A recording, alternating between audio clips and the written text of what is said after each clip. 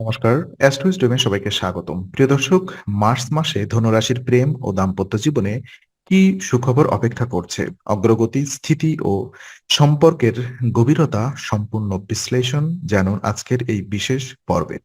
চলুন বিস্তারিত জেনে নিই। প্রথমত, মার্চ মাসে ধনুরাশির সিঙ্গেল জাতক জাতিকাদের জন্য ধীরে ধীরে প্রেমের সম্ভাবনা তৈরি করার সময়।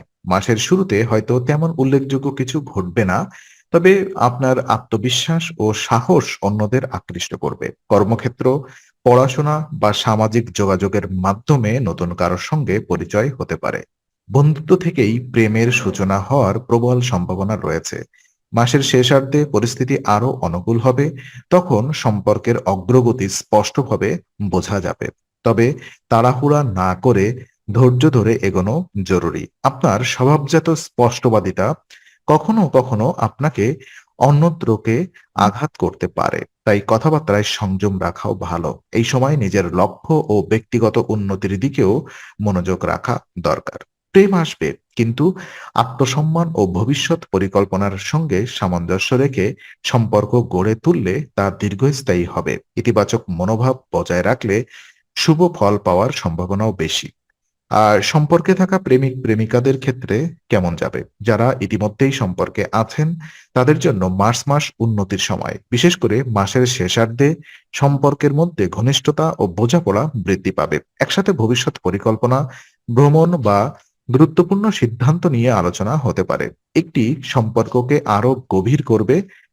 তবে পারিবারিক কিছু চাপ বা বাহ্যিক দায়িত্বের কারণে মাঝে মধ্যে মানসিক চাপ আসতে পারে। এই চাপ যেন সম্পর্কের উপর নেতিবাচক প্রভাব না ফেলে, সেদিকে খেয়াল রাখা জরুরি। সঙ্গীর অনুভূতির প্রতি শ্রদ্ধাশীল থাকলে এবং একে অপরকে সময় দিলে সম্পর্ক আরো শক্তিশালী হবে। ধনুরাশির জাতক জাতিকারা স্বভাবতই স্বাধীনচেতা, তাই কখনো কখনো অতিরিক্ত স্বাধীনতা সম্পর্কের মধ্যে দূরত্ব তৈরি করতে পারে। তাই ভারসাম্য বজায় রাখা গুরুত্বপূর্ণ।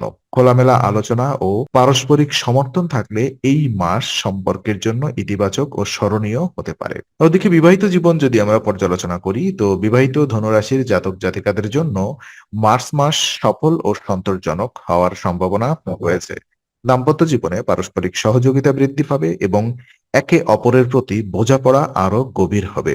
আর্থিক দিক থেকে আয় ভালো থাকবে এবং খরচ নিয়ন্ত্রণে থাকায় সংসারে স্বস্তি আসবে। তবে পারিবারিক বিষয়গুলিতে সাময়িক ওঠানামা দেখা দিতে পারে। আত্মীয়স্বজন বা পারিবারিক অন্য সদস্যদের কারণে কিছু মানসিক চাপ তৈরি হতে পারে, কিন্তু সঠিক যোগাযোগ ও ধৈর্য ধরে পরিস্থিতি সামলালে সমস্যা দীর্ঘস্থায়ী হবে না। স্বাস্থ্য সচেতনতা এই মাসে জরুরি। অতিরিক্ত কাজের চাপ বা অনিয়মিত জীবনযাত্রা শারীরিক দুর্বলতা তৈরি করতে পারে, তাই বিশ্রাম ও সঠিক খাদ্যাভ্যাস বজায় রাখা দরকার।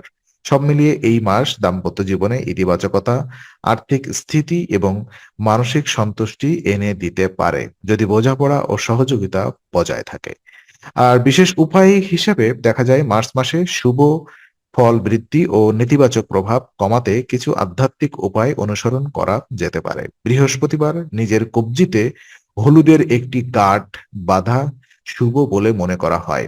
এটি সৌভাগ্য ও ইতিবাচক শক্তি বৃদ্ধি করতে সহায়ক হতে পারে। মঙ্গলবার গুড়ের লাড্ডু বানিয়ে শ্রী হনুমানের মন্দিরে অর্পণ করলে বাধা দূর হয় এবং মানসিক শক্তি বৃদ্ধি পায়। এই উপায়গুলো নিয়মিত পালন করলে কর্ম ও পারিবারিক জীবনে স্থিতি আসতে পারে। এছাড়া স্বাস্থ্য ও মানসিক ভারসাম্য বজায় রাখা অত্যন্ত জরুরি। সঙ্গীকে সময় ও সম্মান দিন, কারণ সম্পর্কের ভিত্তি হলো পারস্পরিক শ্রদ্ধা। ধৈর্য ও ইতিবাচক মনোভাব ধরে রাখলে মার্চ মাস আপনার প্রেম ও বিবাহিত জীবনে শুভ ও সন্তোষজনক ফল বয়ে আনবে। তো আজকের আলোচনা আমরা এখানেই শেষ করছি। ভালো লেগে থাকলে লাইক, কমেন্ট ও শেয়ার করুন। আরো এমন ভিডিও পেতে অবশ্যই চ্যানেলটি সাবস্ক্রাইব করুন। আবার দেখা হবে, ততক্ষণ ভালো থাকুন, শান্তিতে থাকুন। নমস্কার।